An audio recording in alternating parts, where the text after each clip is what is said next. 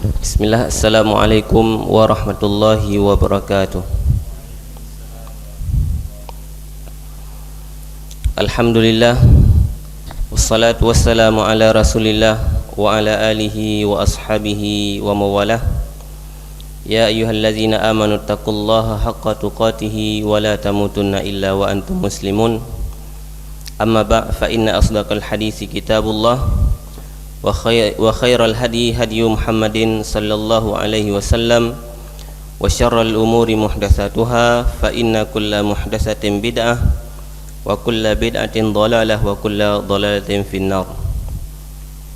Taib ikhwan rahimakumullah, alhamdulillah kita bersyukur kepada Allah. Allah masih memberikan kepada kita kesempatan untuk hadir di majelis ilmu.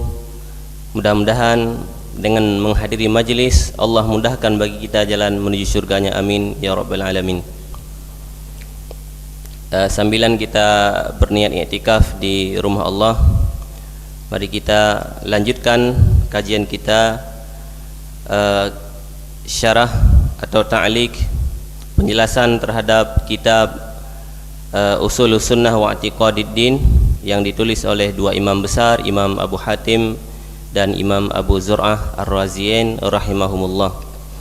Kita telah membahas masalah definisi iman. Iman di sisi ahli sunnah wal jamaah yaitu meyakini dengan hati, kemudian diucapkan dengan lisan dan diamalkan dengan anggota badan. Iman bisa bertambah dan juga bisa berkurang, bahkan iman itu bisa hilang dari diri seorang hamba. Nah, kemudian juga kita telah menyebutkan beberapa firqah yang menyimpang dalam masalah iman, dalam mendefinisikan iman yang memiliki konsekuensi dari definisi yang mereka berikan. Ada Murji'ah, Jahmiyah, ini yang paling ekstrim. Kemudian ada Karamiyah, ini juga hampir sama dalam mendefinisikan iman. Kemudian ada Mu'tazilah. Nah, sekarang kita sampai di firqah yang berikutnya, yaitu Al-Asy'ariyah. Jadi Asy'ariyah pun dia menyelisihi ta'rif yang diberikan oleh ahli sunnah wal jamaah. Sebelum kita bacakan definisi yang mereka berikan tentang keimanan, kita sebutkan dulu apa itu Asy'ariyah. Asy'ariyah ini pada dasarnya mereka memiliki tiga usul yang paling mendasar di firqah mereka ini, Al-Asy'ariyah. Usul yang pertama, taqdimul aqli ala naqli inda ta'arud. Usul yang pertama, pondasi yang mereka membangun akidah mereka di atasnya adalah mendahulukan akal di atas nakal, mendahulukan akal di atas dalil syar'i, Al-Quran dan hadis. Kapan? Ketika dua dalil ini saling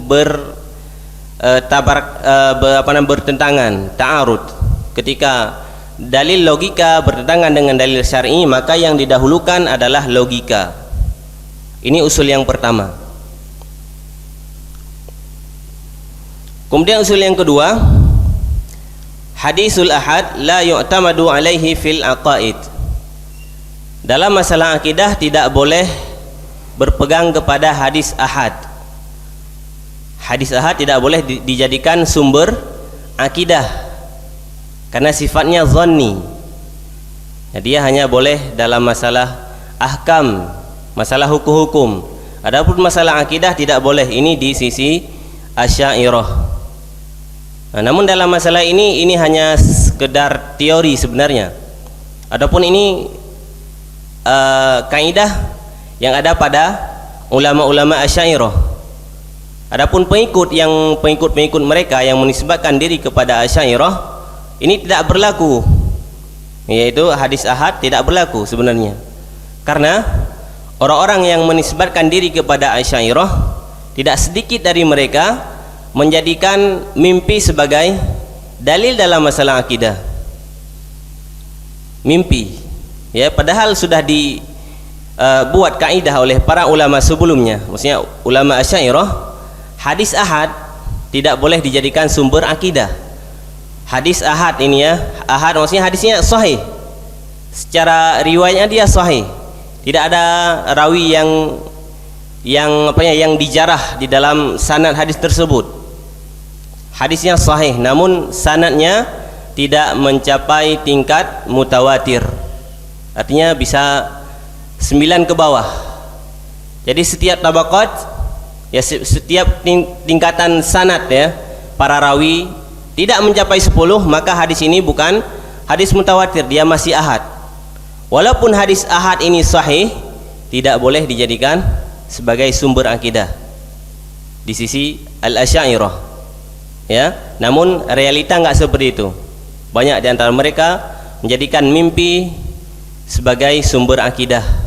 Kayak banyak muncul akidah-akidah mereka itu yang aneh-aneh, bertemu dengan Nabi, kemudian Nabi wasiatkan, akhirnya jadi akidah, jadi kepercayaan, jadi kalangan orang-orang awam ya. Secara teori seperti ini, prakteknya enggak seperti yang ada pada teori, karena banyak juga hadis-hadis yang dhaif yang mereka jadikan sebagai sumber akidah ya, seperti berkaitan nur Nabi Muhammad, kemudian arwah pulang ke rumah pada malam Jumat.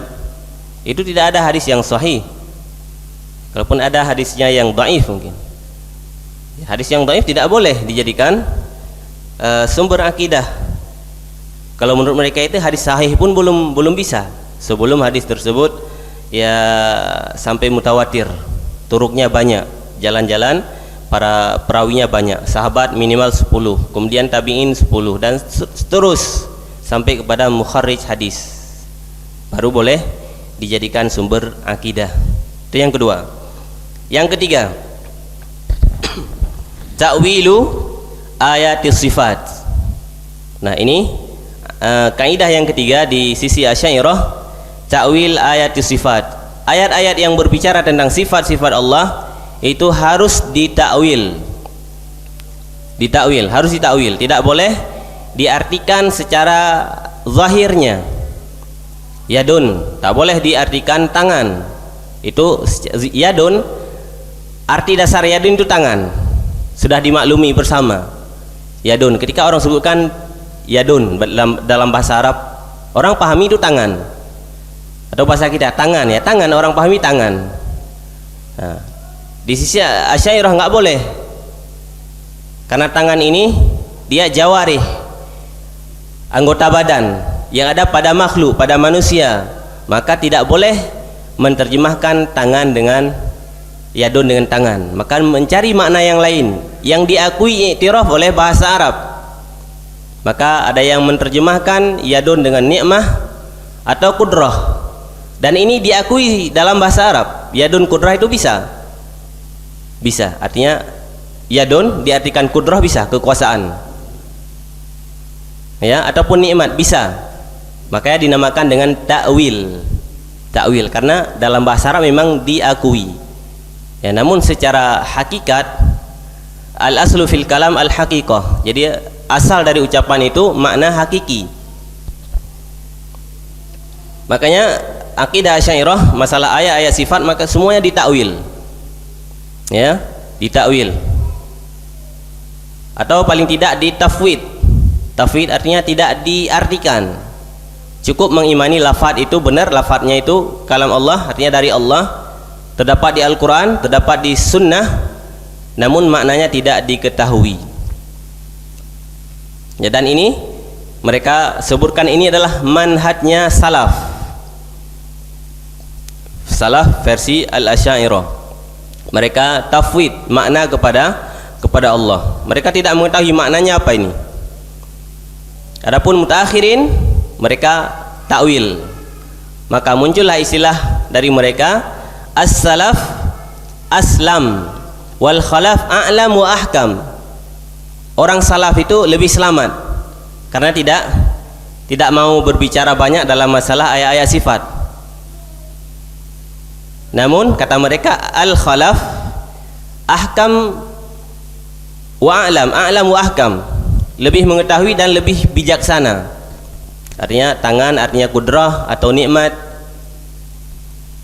atau sifat-sifat yang lain ditakwil, maka dalam pandangan mereka ini lebih bijak dan lebih mudah untuk dipahami. Ya, tentunya ucapan ini tidak benar. Karena yang benar, as-salaf aslam wa ahkam wa a'lam. Salaf itu lebih selamat, lebih mengetahui dan lebih bijaksana dalam qaul mereka, ucapan-ucapan mereka. Ya. Atau kalau dibalik, ya lebih mending aslam daripada a'lam wa ahkam, tapi tidak aslam. Ya, lebih mengetahui, lebih bijak, namun tidak selamat. Lebih baik selamat walaupun tidak bijak. Nah, ini dasar, ini bukan batas, ya, masih banyak kaidah-kaidah yang mereka bangun akidah mereka di atas kaidah tersebut. Ini yang paling pokok, mesti ada 3 kaidah besar ini pada Al-Asy'ariyah. Mendahulukan akal ketika bertentangan dengan dalil, dan ini sumber takwil sebenarnya. Karena ketika menetapkan sifat Allah, ini ada pada manusia. Ketika Allah di atas arasy, berarti Allah butuh kepada tempat. Nggak mungkin. Allah tidak boleh disifati dengan sesuatu tempat. Tidak boleh di kanan, kiri, atas, bawah. Tidak boleh jihah. Tidak boleh ada arah bagi Allah. Nah, ini dasarnya dari akal. Sebenarnya jihah itu tidak ada dalam nas Al-Quran walaupun sunnah, tidak pernah disebutkan. Maka ulama salaf tidak membahas masalah jihah. Taib, kemudian Al-Asy'ariyah ini nisbat kepada Al-Imam Abul Hasan Al-Asy'ari. Abul Hasan Al-Asy'ari, beliau lahir pada tahun 260 Hijriah. Ali bin Ismail Al-Asy'ari, nama beliau Ali, bapak beliau Ismail, Ali bin Ismail. Kemudian terkenal dengan Abul Hasan Al-Asy'ari. Nasab beliau sampai kepada sahabat Abu Musa Al-Asy'ari, sahabat yang mulia dan kabilah yang dipuji oleh Nabi SAW, Al-Asy'ari. Beliau memiliki sanad atau apa namanya, ya, garis keturunan dari sahabat yang mulia. Di Abul Hasan Al-Asy'ari lahir pada tahun 260 Hijriah dan beliau wafat pada tahun 324 Hijriah. Ya, perlu kita ketahui tahun lahir beliau 260 Hijriah. Sedangkan Abu Hatim Ar-Razi lahirnya pada tahun 195 Hijriah. Wafat 277 Hijriah. Artinya umur Abul Hasan Al-Asy'ari baru 17 tahun, ya. 17 tahun kalau salah, ya. Imam Abu Hatim Ar-Razi wafat, meninggal dunia. Kemudian juga Abu Zur'ah masih lebih tua daripada Abul Hasan Al-Asy'ari. Abu Zur'ah lebih duluan meninggal. Kemudian ada Imam Ibnu Khuzaimah yang lahir pada tahun 223 Hijriah, meninggal tahun 311 Hijriah. Artinya imam ini sebelum Abul Hasan Al-Asy'ari.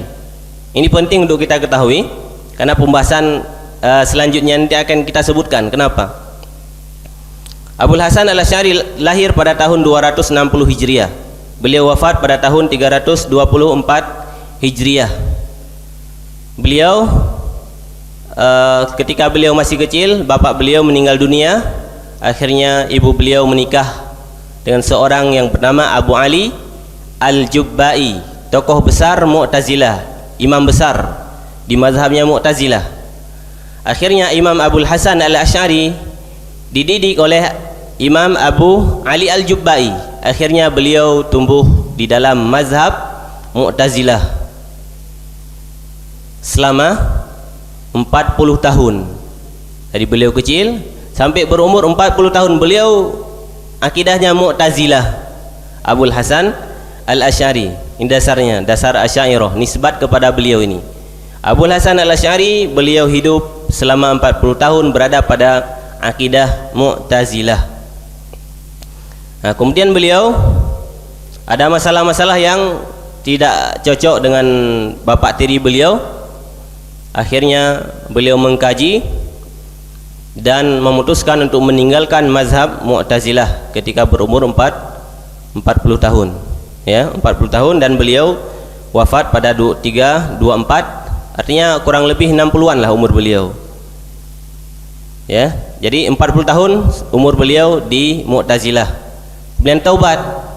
Nah, ketika beliau taubat dari Mu'tazilah, beliau berjumpa dengan murid Imam Ibnu Kullab, Muhammad bin Sa'id ibn Kullab, ya, diantaranya Al-Haris Al-Mahasibi. Jadi Abul Hasan Al-Asy'ari belajar kepada mereka dan terpengaruh, dan beliau memandang bahwa mazhab Ibnu Kullab ini jauh lebih baik dibandingkan mazhabnya Mu'tazilah. Memang benar, mazhab Kullabiyah, mazhabnya Imam Sa'id, Muhammad bin Sa'id bin Kullab, jauh lebih baik dari Mu'tazilah. Bahkan beliau adalah orang yang sering membantah Mu'tazilah, ya, beliau banyak membantah Mu'tazilah. Namun yang disayangkan bantahan beliau menggunakan usul yang digunakan oleh Mu'tazilah, ya, yang akhirnya mereka ini ditahzir oleh Al-Imam Ahmad bin Hanbal, ya, murid-murid Ibnu Kullab, termasuk Al-Haris Al-Mahasibi, ditahzir oleh Al-Imam Ahmad. Mereka digolongkan ke dalam golongan ahli bid'ah, ya. Ini disebutkan oleh Al-Imam Ibnu Jauzi di dalam kitab Talbisul Iblis. Bahkan beliau menyebutkan tahzir yang sangat keras kepada Al-Haris Al-Mahasibi, ya. Beliau ini Al-Haris Al-Mahasibi, setelah ditahzir oleh Imam Ahmad, beliau menyendiri sampai beliau meninggal dunia, rahimahumullah wa ghafarallahu anhum ajmain.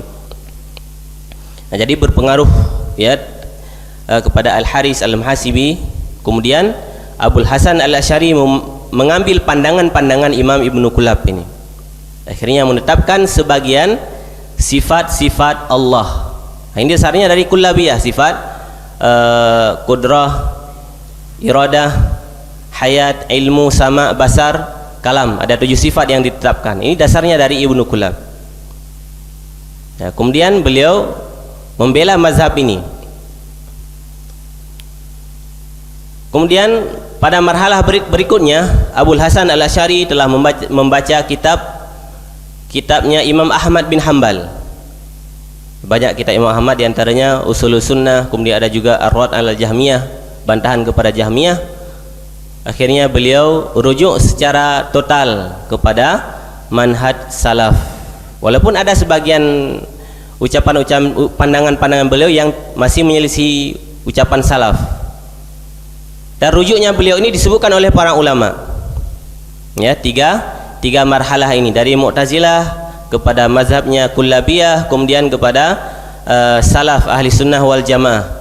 Ini disebutkan oleh Al-Imam Az-Zahabi, kemudian disebutkan oleh Al-Imam Al-Hafidh Ibn Katsir rahimahumullah, disebutkan di dalam Tabaqat Syafi'iyah Al-Kubra. Beliau yang menyebutkan 3. Jadi bukan ulama-ulama kontemporer yang menyebutkan Abul Hasan berada pada 3 marhalah. Jadi Az-Zahabi sebut sebagai mu'arrikh, ya, ulama tarikh.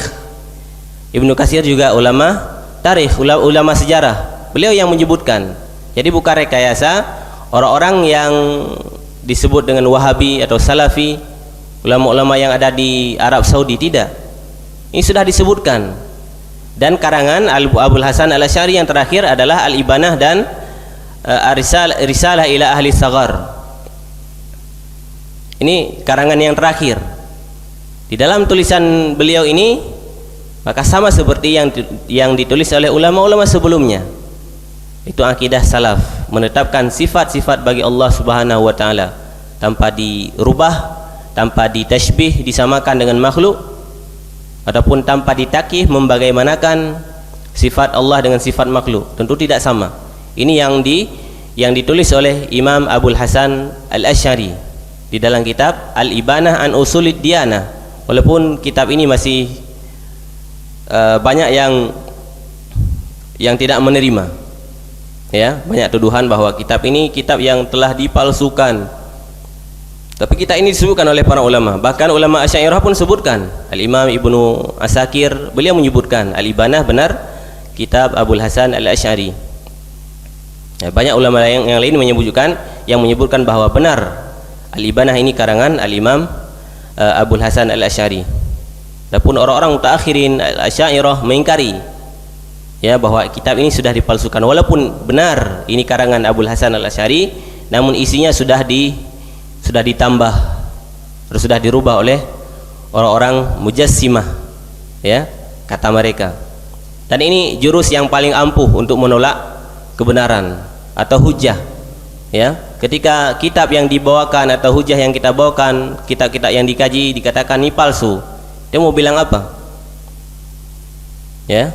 Maka jurusnya, setiap kitab yang disandarkan kepada imam, jika mereka tidak bisa mengatakan bahwa kitab ini palsu, maka maksudnya dipalsukan, maka mereka akan mengatakan la yasbut anhu, kitab ini tidak benar juga, tidak sampai kepada, maksudnya secara isnadnya tidak bisa dipertanggungjawabkan kepada imam yang disebutkan, seperti As-Sunnah Imam Ahmad. Mereka mengingkari juga. Adapun kitab-kitab yang tidak bisa mereka ingkari, maka mereka akan mengatakan muallifuhu mujassimah, penulisnya itu mujassim, orang-orang yang menjisimkan Allah, seperti Imam Ibnu Khuzaimah. Tak ada orang mengingkari ada kitab Ibnu Khuzaimah, Kitabut Tauhid, tidak diingkari, namun mereka mengatakan mujassim. Ada juga imam-imam yang lain yang dikatakan itu ulama mujassimah. Kemudian penisbatan ahli sunnah kepada Abul Hasan Al-Asy'ari.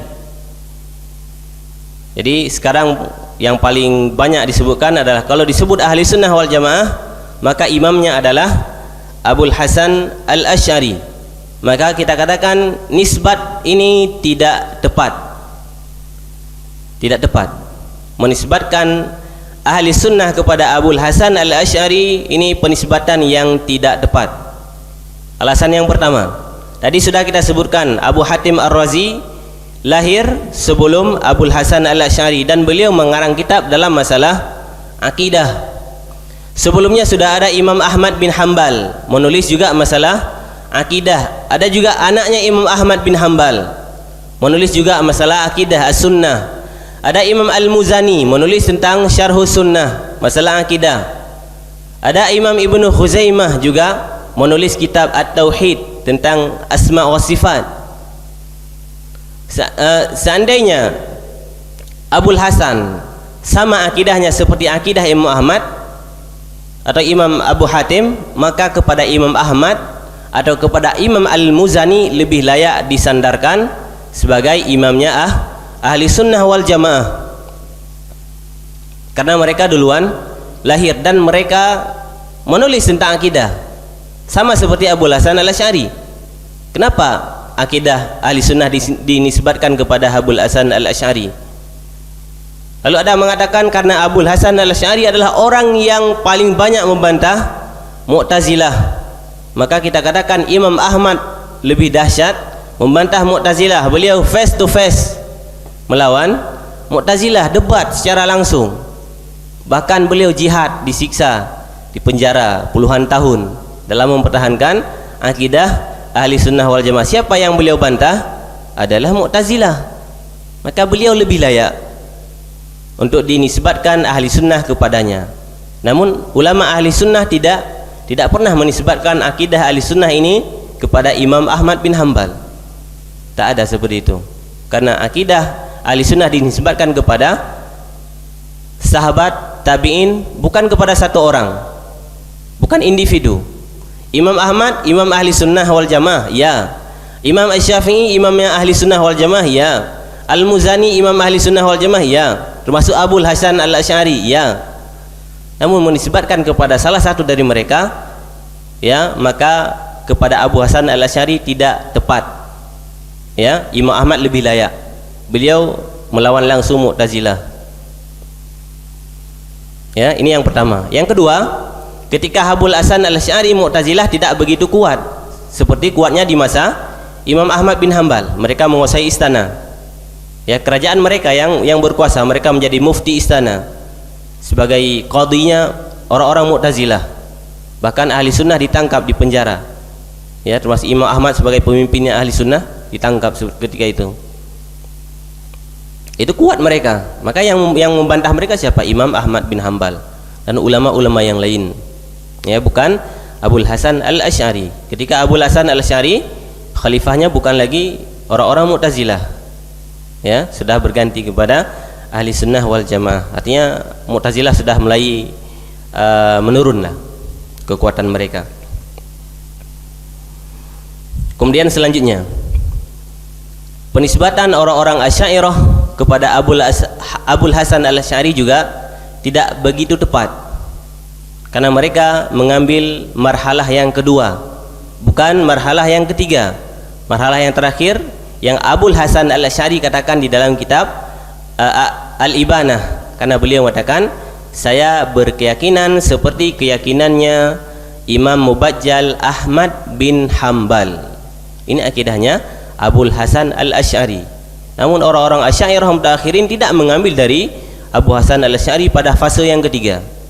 Bahkan yang mereka ambil rujukan bukan dari Imam Abul Hasan Al-Asy'ari, ulama-ulama yang menisbatkan diri kepada Abul Hasan Al-Asy'ari.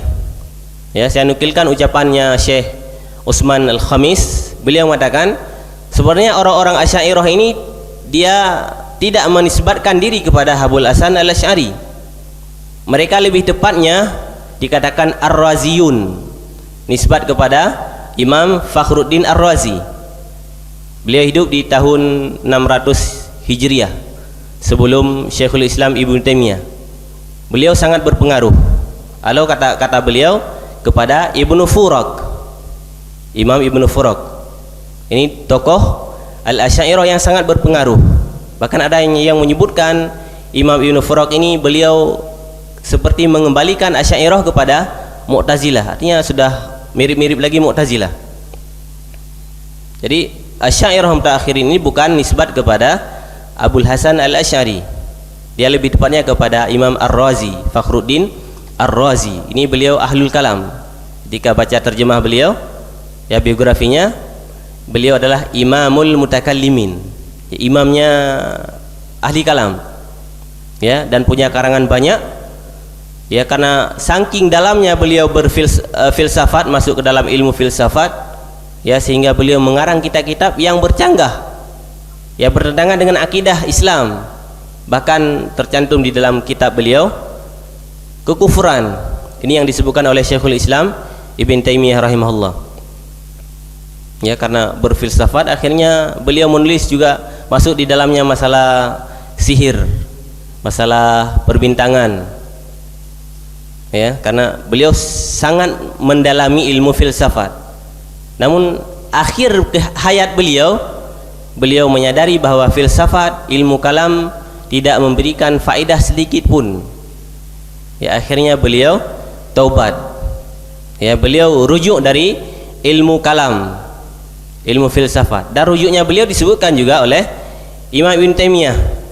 Bahkan beliau mengatakan rahimahullah kepada Imam Fakhruddin Ar-Razi. Di akhir hayat beliau rujuk, dan beliau menyesal menghabiskan waktunya, umurnya mendalami ilmu filsafat. Juga yang menyebutkan beliau rujuk taubat adalah Imam Az-Zahabi. Ibn Katsir juga sama menyebutkan Fakhruddin Ar-Razi beliau rujuk ketika di akhir hayatnya. Ya, itu banyak ada tulisan-tulisan beliau tentang menyesalnya beliau karena terlalu banyak atau menghabiskan waktunya untuk mempelajari ilmu kalam, ilmu filsafat. Jadi Asy'ariyah yang ada sekarang mutaakhirin, mereka sebenarnya bukan pengikutnya Imam Abul Hasan Al-Asy'ari. Ya, mereka tidak menukil dari Imam Abul Hasan Al-Asy'ari, mereka hanya mengikuti ulama-ulama Asy'ariyah yang datang kemudian. Ya, di antaranya Fakhruddin Ar-Razi, Imam Ibnu Furak, Imam Haramain Al-Juwaini. Walaupun di akhir hayat beliau juga bertaubat, beliau rujuk. Juga disebutkan oleh Imam Ibnu Katsir di dalam kitab Al-Bidayahnya, Imam Al-Juwaini itu taubat. Dan ulama-ulama yang lain. Nah, Imam Ar-Razi ini, Imam Ar-Razi, karena beliau yang sangat berpengaruh, beliau pernah mengatakan kitabnya Imam Ibnu Khuzaimah yang judulnya Kitabut Tauhid, kata beliau, bal Kitabus Syirik. Itu bukan kitab tauhid, itu sebenarnya itu kitab syirik, karena mentasbih. Dalam pandangan Asy'ariyah itu tasbih, menetapkan sifat-sifat Allah adalah tasbih. Sebenarnya kalau mengikuti kaidah ini tasbih, Asy'ariyah pun tasbih. Ya, orang yang menetapkan sifat Allah sebagaimana disebutkan Al-Qur'an, disebutkan oleh hadis yang sahih, dikatakan tasbih oleh Asy'ariyah, maka Asy'ariyah itu sendiri pun tasbih dalam pandangan Mu'tazilah. Dalam pandangan Mu'tazilah, Asy'ariyah tasbih. Kenapa tasbih? Karena Asy'ariyah menetapkan sebagian sifat. Sifat kalam, sifat ilmu, sifat hayat, kudrah, iradah dan seterusnya itu. Kalau sifat sama seperti makhluk, punya ilmu, manusia punya ilmu. Maka dalam pandangan Mu'tazilah, Asy'ariyah itu musyabbihah, mujassimah. Mu'tazilah sama, dia musyabbihah juga dalam pandangan Jahmiyah. Jahmiyah memandang Mu'tazilah itu musyabbihah karena Mu'tazilah menetapkan nama bagi Allah Subhanahu wa taala. Jadi orang Mu'tazilah menetapkan nama-nama dan mereka meniadakan sifat. Sedangkan Jahmiyah mereka mengatakan Allah tidak punya nama, Allah tidak punya sifat. Karena kalau punya nama, manusia punya nama. Sama seperti manusia, tasbih. Allah punya sifat, manusia punya sifat, tasbih. Maka Allah tidak punya nama, Allah tidak punya sifat. Sifat Allah hanya wujud saja, ada. Jahmiyah ini juga musyabbihah di sisi ateis. Musyabbihah juga dia. Karena manusia ada, Allah ada, sama-sama ada, tasbih juga. Jadi yang selamat dari tasbih adalah ateis yang tidak percaya adanya Tuhan. Nah, itu kok sudah jauh ya, ateis sudah memang di luar Islam. Kalau Jahmiyah yaitu ada yang dikeluarkan dari Islam, ada juga yang masih di Islam. Artinya kalau mau tanzih, mensucikan Allah, mazhab yang paling suci adalah mazhabnya Jahmiyah. Sudah, Allah tidak punya sifat, Allah tidak punya nama. Sudah, Allah tidak boleh disifati, tidak boleh punya nama. Kalau punya nama, manusia punya nama, makhluk-makhluk yang lain juga punya nama. Maka ini tanzih. Ya, walaupun mungkin tujuan mereka baik, semua firqah tujuannya baik sebenarnya, ingin mensucikan Allah. Namun caranya, cara mensucikan mereka keliru. Adapun akidah yang benar, akidah Ahlussunnah wal Jamaah, kita tetapkan Allah, bagi Allah sifat-sifat dan nama yang layak bagi Allah tanpa tasbih, dan mensucikan Allah Subhanahu wa taala dari seluruh sifat-sifat makhluk dan dari seluruh sifat-sifat aib, kekurangan, tanpa meniadakan ta'til. Tetap menetapkan, tidak tasbih, mensucikan, tidak meniadakan. Laisa kamislihi syai'. Ini namanya tanzih, mensucikan Allah. Laisa kamislihi syai', tidak ada yang serupa dengan Allah. Kemudian wahwas samiul basir, dan dia maha mendengar dan maha melihat. Ini namanya menetapkan tanpa mentasbih. Ya, sebenarnya ayat ini digunakan untuk dalil menetapkan tanpa tasbih, mensucikan tanpa ta'til, meniadakan. Nah, inilah mazhabnya Ahlussunnah wal Jamaah. Baik, kita bacakan, masuk ke intinya. Qaulul Asy'ariyah fil iman, dalam masalah ta'rif iman.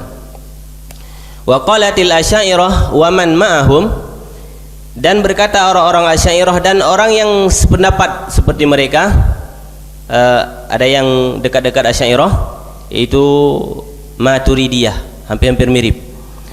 Innal iman nutqun bil lisan wa i'tiqadun ala khilafi bainahum. Jadi iman adalah mengucap dengan lisan dan meyakini dengan hati, ala khilafi bainahum, artinya dalam masalah ta'rif ini Asy'ariyah sendiri banyak pandangan.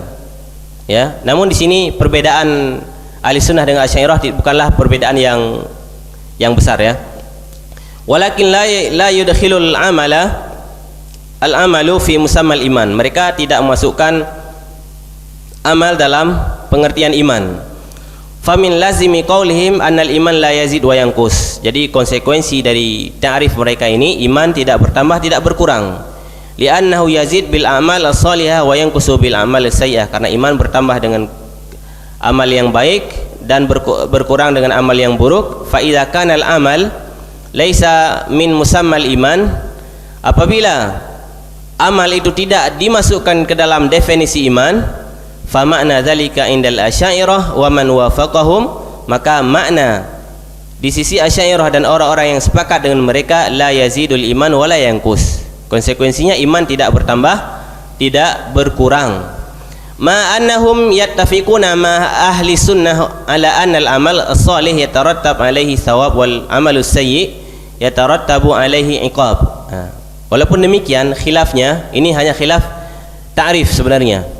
Mereka sepakat dengan ahli sunnah wal jamaah bahwa amal buruk itu punya konsekuensi, yaitu azab.